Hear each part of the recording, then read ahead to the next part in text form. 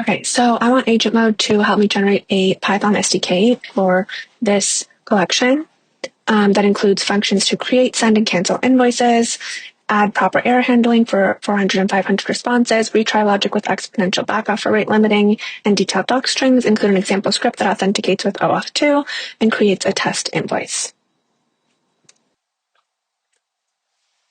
Okay, so it says I've added this Python SDK to my local project folder. And if we open our local files, we can see that here, PayPal Invoices SDK. This is what agent mode generated for me. We can see these public API methods. And then we have this examples folder that it created in order to create a test invoice. This example script creates a draft invoice, sends the invoice, and then cancels the invoice. So it demonstrates the entire flow for invoices, which is great. So agent mode told me to install requests. Now if I run that file,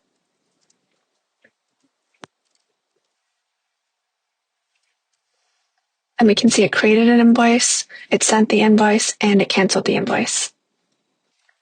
So that is full Python SDK generation with agent mode.